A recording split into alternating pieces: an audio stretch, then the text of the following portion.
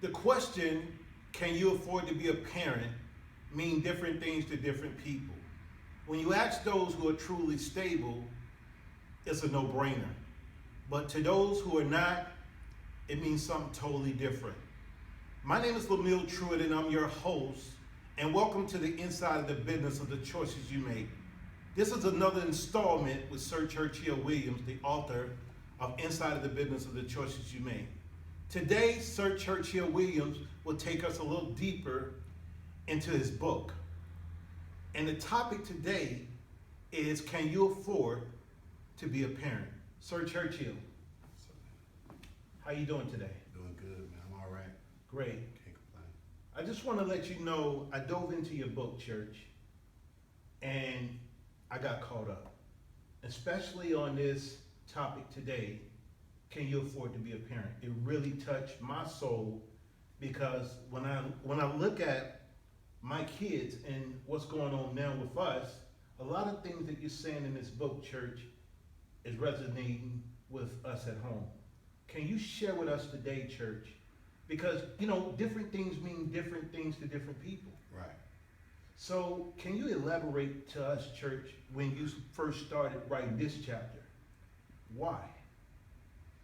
Well, when you ask the question, can you afford to be a parent? A lot of people would initially think that when you say afford, you're referring to financially, but it's more than financially.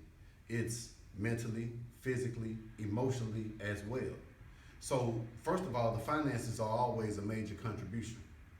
Me, myself, when the time came for me to get ready to embark upon this journey of becoming a parent, the finances was an issue because I asked myself, can I afford to do this right now?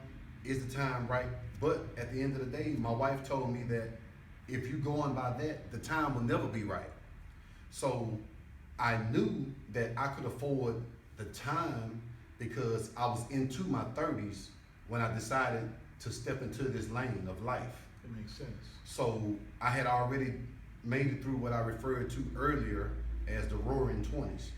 So I had got a lot of my plan around and, seed sowing and sowing my raw oats or whatever out of the way.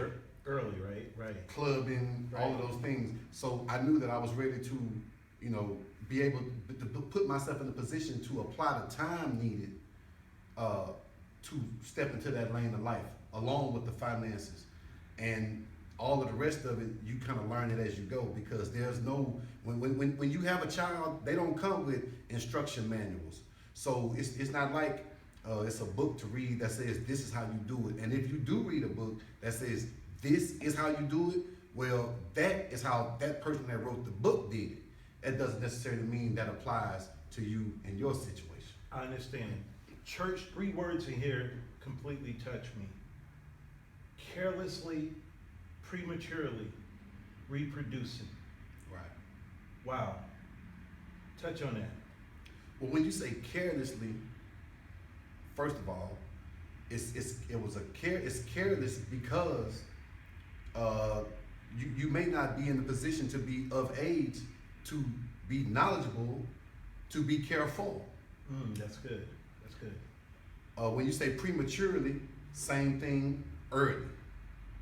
So you haven't lived enough, seen enough, probably in most cases established yourself enough to embark upon this journey. Because the question is, can you afford to be a parent?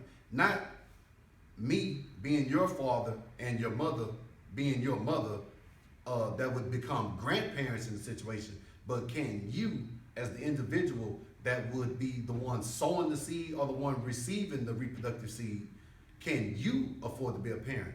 And if you're still living under your parents' roof, the answer would have to be no, because you don't have your own things. Right. You don't have your own home. You don't have your own mailbox. You don't have your own mail coming in your name to Right. your residence. So you can't afford to be a parent. So if you're of a certain age that you're still up under your parents' roof, the answer would be no, that you can't afford to be a parent because you're coming home at the end of the day wondering what your mother cooked for dinner when you have a child that's wondering what you cooked for them. But you know, church, when you really look at it, people interpret their own thing. Right. You know, and you said that earlier in the book about different things mean different things to different people. That's right. And one person may say, I'm a man. Next young lady may be like, I'm a woman. But based on their own personal interpretation, church. But see, when an individual takes on that type of boldness in life and associate those type of titles, I'm a man, I'm a woman, that's usually because they have started to become active sexually with another member of the opposite sex. Wow. So they feel as if though they are a woman. I am a man. I'm fucking, I'm busting nuts, I'm doing the same thing mama and them doing. But what they fail to understand is that mama and them is the one that's providing the roof, the structure, the stability over your head and the child's head that you would be bringing in if you embark upon that journey and you're not stable enough to take care of that business on your own. And that's good, church, because another paragraph in here, it talks about how the grandparents are now taking on the responsibility. They've already done their part in raising kids. Right.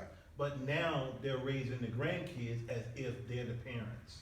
Right. In those situations, sometimes the grandparents are lending a helping hand, and in some situations, the grandparents may have became parents at an early age themselves, and they feel like they want a do-over.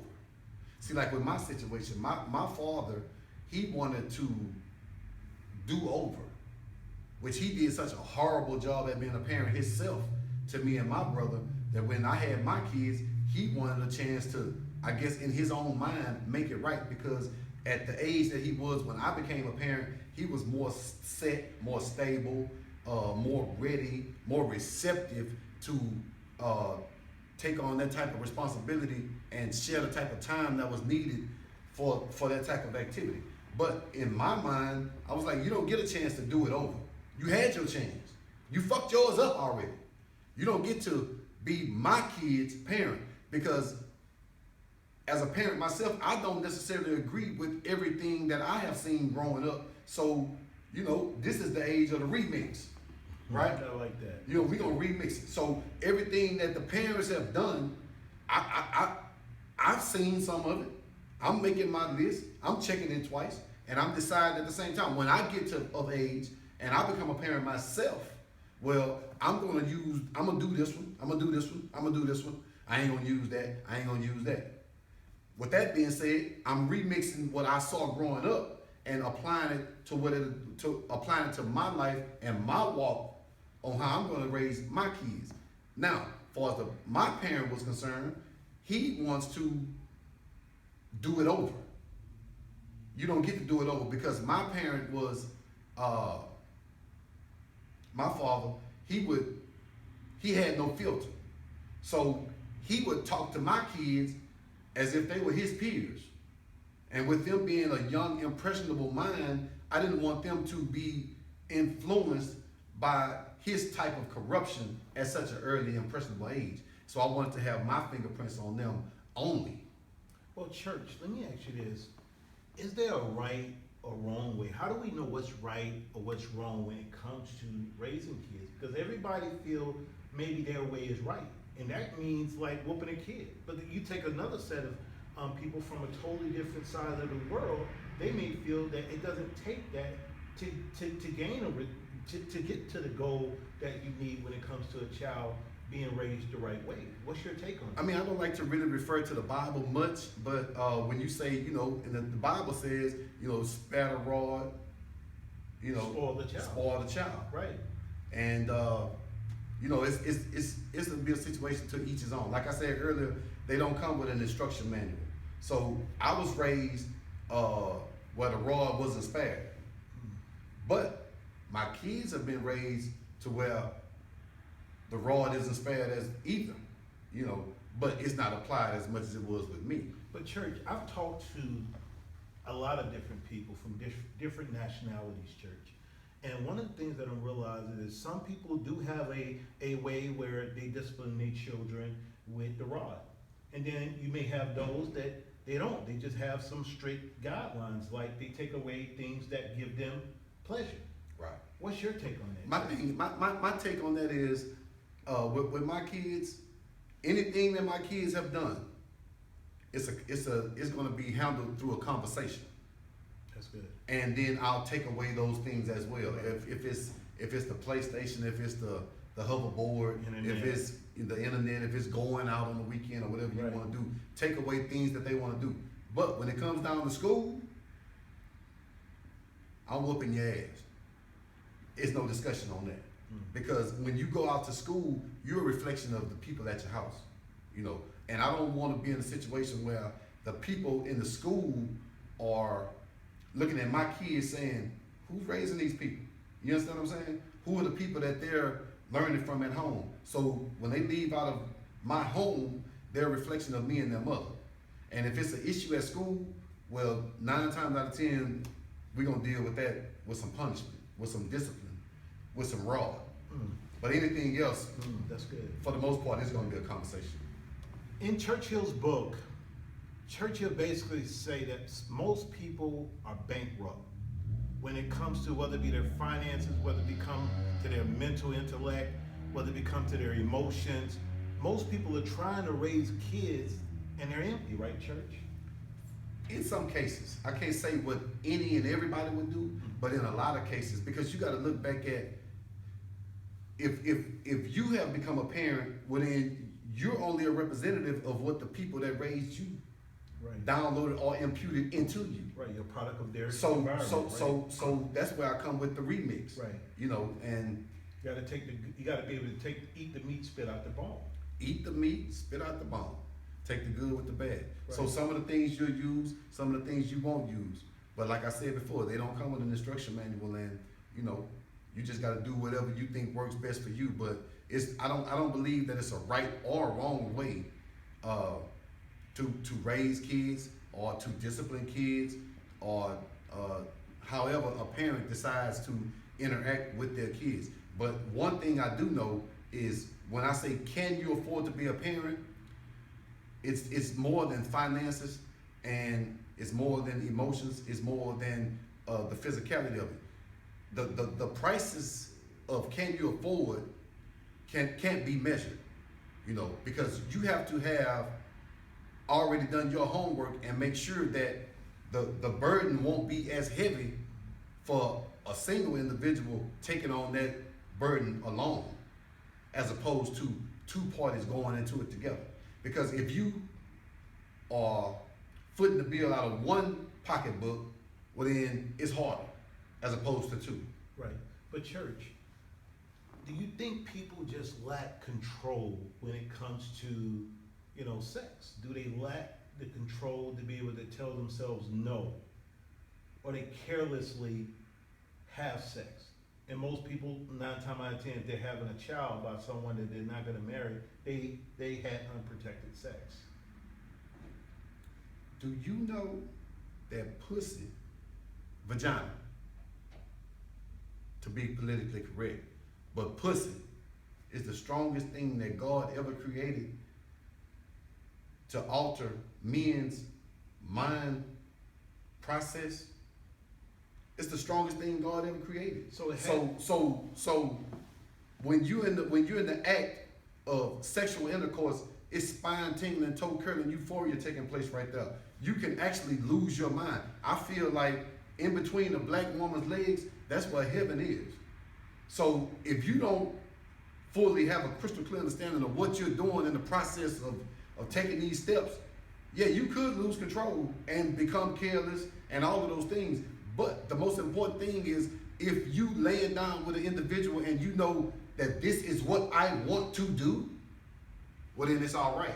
But if that part of the homework, if that part of the conversation, if that part of the getting to know each other hasn't been established, well then it would be considered careless if that person becomes Right. pregnant and then she tells you I'm pregnant and you don't react with exuberance.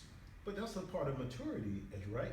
I mean, when you talk about the person who can't control themselves and the person that is able to think it through and realize that he's making either a good decision or a bad decision, right?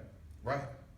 Right, so there's two different people. You have the mature person that, know how to say, no, I'm not gonna do this, or I'm gonna do it with protection. Then you have the careless person, like you said in your book, that will do it just out of a reaction, spontaneously.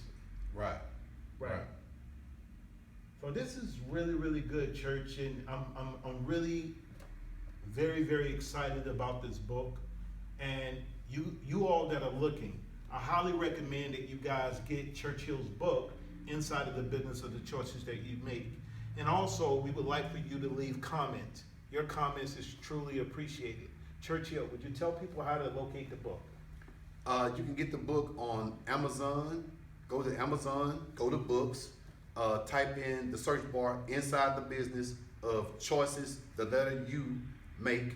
You can follow me on Instagram at Inside the Business. And please stay tuned. Also subscribe to my YouTube page, Churchill Williams. And thanks for tuning in. Please subscribe. And also, we're filming live at Obsessions Hair Emporium. It's a hair store It's been another in Missouri episode. City, in Missouri City, Texas. That's right. It's been another episode, you all. Thanks for tuning in, and we'll see you guys next week.